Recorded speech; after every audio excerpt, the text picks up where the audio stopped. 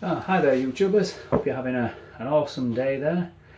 This is a little bit of an add-on to my previous video on the process that I go through when I'm making knives.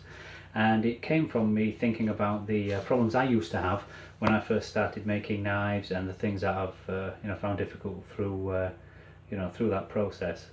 Partly from in the early days was the lack of information, which now with so much information out there on YouTube, it's just find everything out really. However, the other thing was twofold. One was materials. I used to really struggle to find materials to have a decent go at making a knife.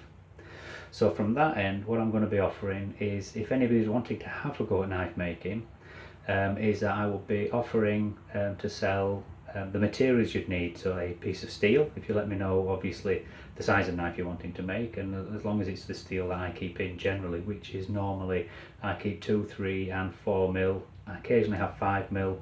I normally use 012 tool steel because that is just so consistent and easy to make with. And generally I tend to buy the 30 mil bar stock, so it's 30 millimeters wide. And the reason for that is that, okay, I might have to grind a little bit more off if I'm doing a smaller knife, but it fits the medium to larger knives quite nicely. So it saves me having to have lots of stock, which I can't afford to do. However, I can buy the steel and handle pins. I have loveless bolts, a few Corby bolts, handle tubes, and the wood for the handles, some liners. I don't often have my carter in. I prefer to work in wood. I'm not overly keen on the synthetics, although I do work in them. So if I have any of that in, obviously I'm quite happy to use that as well. And also the leather for a sheath, so leather, possibly thread, which is generally all I would have.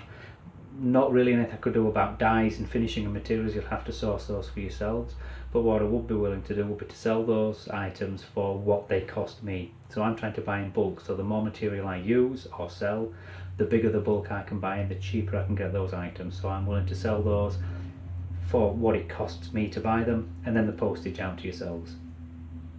The second would be to offer something along those lines, where I could offer part made kits, so I could make the blade, and so it would go out basically ready to handle, and then supply the handle materials and the sheath materials for you to make yourselves.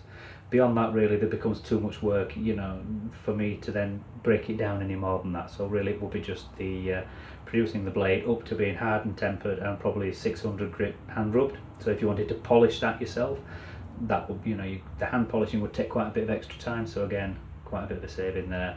And again, apart from a bit of the time and the materials and the cost of like the electricity for the hardening and tempering things, that would be for cost again.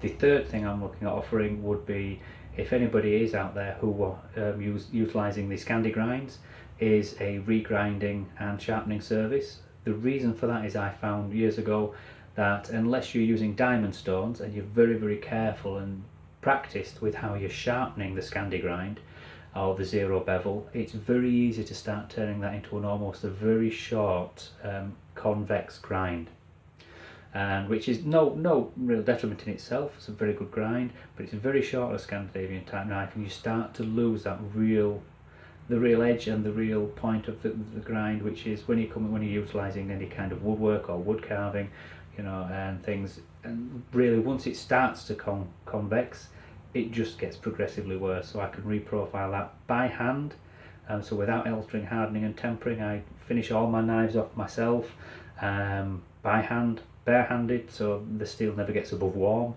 And I can harden and temper, which will reprofile that to the flat Scandi, especially if you've bought a good knife and then maybe it's got a little bit convex because of just the learning process of how to keep that bevel perfectly right. So I can help correct that, put you back on your way.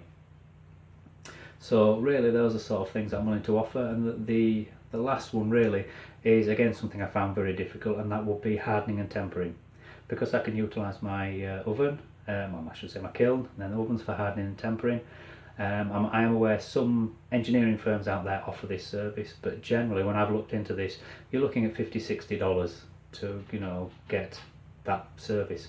And although, like they tell me, well, we'll do up to 3 kilos of steel, so you could send us a dozen knife blanks or whatever, that would take me a long time you know, to get a dozen blanks together that would have to sit there until they were all ready for heat treatment.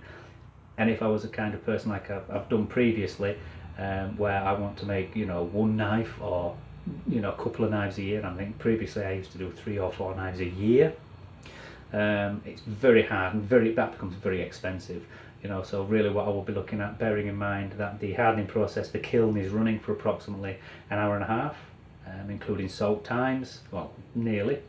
And then for the tempering oven has to run for approximately 4 hours. That's 3 1-hour temper cycles with half an hour in between for allow the blaze to cool down, which I can't really turn the oven off, because every time you turn the oven off you're then waiting for it to heat back up again, and they tend to spike. You wait for them to spike, to settle back down.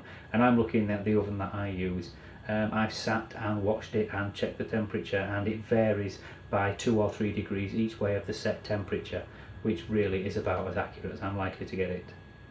So that's on my tempering oven, not on my kiln. My kiln varies by about 1 or 2 degrees, and when you're looking around the 800 mark, you know, that's bloody accurate really.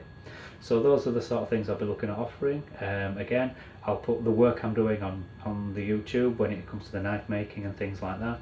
I'm not actually sure how anybody would get in contact other than leave a message on YouTube, and hopefully that will find its way to me, and then I'll have to learn how to actually contact people and get details and things like that.